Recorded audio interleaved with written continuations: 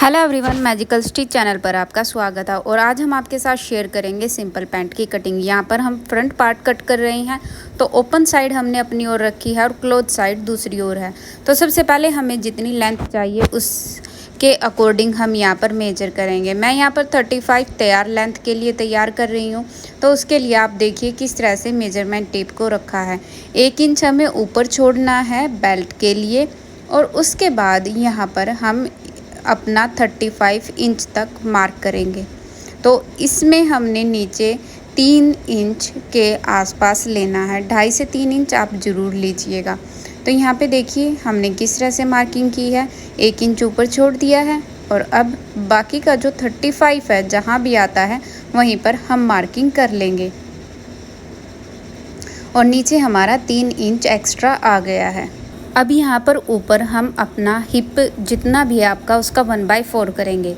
उससे पहले हम यहाँ पर जो हमारी साइड स्लिट है यहाँ से 1/2 इंच या 1/4 इंच की एक सीधी लाइन ड्रॉ करेंगे इस तरह से, क्योंकि ये जो यहाँ पर फैब्रिक है ये अनइक्वल रहता है और कई बार अगर हम इसी पर सिलाई कर देते हैं तो खिंचाव आता है।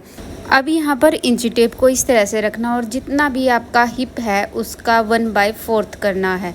यानी कि मेरा यहाँ पर 36 इंच है, तो मैंने यहाँ पे 9 इंच पर मार्क किया है और उससे आगे 2 इंच पर मार्क करना है। जितना आप ऊपर ले गए हो 11 इंच आया है, उतना ही नीचे लेना है आसन 11 इंच लेना है। अगर आपका हैवी साइज़ है, कितना भी हैवी साइज़ हो 12 इंच तक ही आप जाना, इससे ज़्यादा मत लेना। तो हैवी साइज़ में भी हम 12 इंच ही लेते हैं। और अब इस तरह से दोनों लाइन को सीधा कर देना है। तो यहाँ पर देखिए हमने ऊपर लाइन सीधी कर दी और 11 इंच पर ये नीचे लाइन सीधी की है। और जहाँ पर आगे हमने मार्किंग की थी 11 इंच की, उस पर इस तरह से सीधी लाइन ड्रॉ कर लेनी है। देखिए एक बॉक्स बन गया है। अब जितनी भी यहाँ पर टोटल आया है उससे आगे 2 इंच आपको रखना है। तो देखिए किस तरह से हमने यहाँ पर 2 इंच की मार्किंग कर ली है। और इस तरह से आपको यहाँ पे क्रोच एरिए की गोलाई देनी है। देखिए बहुत ज़्यादा गोलाई नहीं है, और इसको 1/2 इंच नीचे की ओर उतारना है। अगर आप ऐसा करोगे तो बिल्कुल भी खिंचाव नहीं होगा। ये लाइन देख लो आप, हल्की सी गोलाई में है, बहुत ज़्यादा गोलाई में नहीं है। और अगर आप इस तरह से नीचे उतारोगे तो ये बिल्कुल परफेक्ट रहेगी। अब जितना भी आपका यहाँ पर टोटल आया है, जैसे हमारा 13 इंच कुछ आया है, तो हम उतना ही नीचे पर निशान लगाएंगे टोटल। और अब इंची टेप को इस तरह से मोड़ते हुए इसका हाफ कर लेंगे। और जहाँ पर हमारा ये अब लाइन हमने मार्क की है, ये हमारा सेंटर पॉइंट बन गया। अब जितनी भी मोहरी लेनी है इसके दोनों तरफ लेंगे। जैसे 3.5 मैंने इस ओर रखा है और वही 3.5 मैंने दूसरी ओर भी रखा है। अब यहाँ पर हम अपनी शेप पट्टी उठाएंगे और उससे ये जो हमारी मार्किंग रह गई है उसको कंप्लीट करेंगे। तो इस तरह से देखिए शेप पट्टी को आपको लेना है। ये आपकी लेग कर्व पट्टी होती है। इसको आपको कैसे रखना है आप वो देखिए। आपको इस तरह से रखना है कि आपका इसका बैक पर ही मार्किंग हो। इसको अब उलटकर इस साइड रखेंगे और अभी भी इसके पिछले पोर्शन से ही हम मार्किंग करेंगे। अगर हम आगे से करेंगे तो गोलाई बहुत ज़्यादा आ जाएगी, जो कि कंफर्टेबल नहीं रहती। अगर आप चाहो तो आप इस मार्किंग को इंची टेप की मदद से भी कर सकते हैं, अगर आपके पास शेप पट्टी नहीं है तो। देखिए कैसे करना है, बस आपको थोड़ा सा ध्यान रखना है, कहीं कहीं पर आपको गोलाई रखनी है, इसके अंदर स्ट्रेट लाइन नहीं होनी चाहिए। तो बात करते हैं ऊपर की। यहाँ पे देखिए हमने 1 इंच का डाउन किया है आसन में, क्योंकि फ्रंट आसन डाउन ही जाता है। तो यहाँ पे हमने 1 इंच का डाउन इसमें कर दिया है। अब यहाँ पर जो हमारा फ्रंट पार्ट था उसकी कटिंग कंप्लीट हो चुकी है। यहाँ पर मैं आपको फिर से बता दूँ, अगर आप यहाँ पर क्रोच एरिया कुछ इस तरह से बनाएंगे तो बिल्कुल भी खिंचाव नहीं आएगा। और नीचे भी देखो आप, बहुत ज़्यादा गोलाई नहीं है। अगर आप शेप पट्टी की ये जो फ्रंट साइड है ज़्यादा गोलाई वाली, अगर आप इससे बनाते तो आप 1/2 इंच अंदर की ओर चले जाते, यानी कि आपके पास फैब्रिक कम रहता, गोलाई ज़्यादा हो जाती, जिसकी वजह से भी ये थोड़ी उठी उठी रहती है। इसीलिए आपको हमेशा इसका बैक पोर्शन ही यूज करना है और आपकी पैंट हमेशा परफेक्ट बनेगी अगर आप इस तरीके से कट करोगे तो। अब यहाँ पर हम नीचे की भी मार्किंग कंप्लीट कर देते हैं, जहाँ पर हमारा एक्यूरेट 35 आता है। तो यहाँ पर मार्किंग कंप्लीट हो चुकी है। अब हम करेंगे इसकी कटिंग। जो हमने मार्किंग की थी उसी पर इसकी कटिंग करनी है। तो ये जो हमने 1 इंच का डाउन लिया था, अब उस पर कट कर लेना है और ठीक इसी तरह से कंप्लीट को कट कर लेना है। कट आप बिल्कुल मार्किंग से ही करोगे, जहाँ पर जैसे भी आपने निशान लगाए थे, क्योंकि अगर आप कटिंग परफेक्टली करते हो, अच्छे से करते हो, तो आपकी जो पैंट है वो तैयार होगी, वो भी बिल्कुल परफेक्ट तैयार होगी, एकदम एक्यूरेट, जो आपने जिस अकॉर्डिंग आपने उसे तैयार किया है।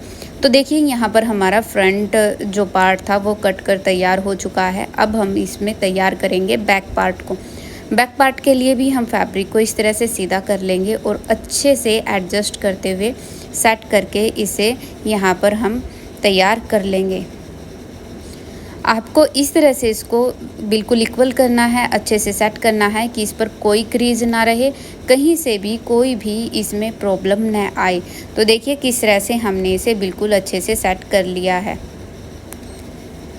अब इसके ऊपर आपको अपना फ्रंट पार्ट रखना है अच्छे से, और उसके बाद फ्रंट पार्ट पर भी हम कर देंगे कटिंग। तो यहाँ पर आप देखिए इस तरह से पॉइंट टू पॉइंट आपको अच्छे से एडजस्ट करना है, हर चीज़ को अच्छे से मिलाकर रखना है।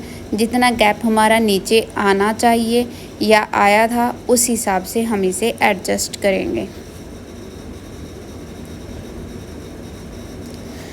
आपको ध्यान रखना है कि अब जब आप कट कर रहे हो तो फ्रंट पार्ट में कहीं पर भी कोई क्रीज नहीं होनी चाहिए, कहीं से भी ये टेढ़ा नहीं लगना चाहिए, बिल्कुल एक्यूरेट होना चाहिए।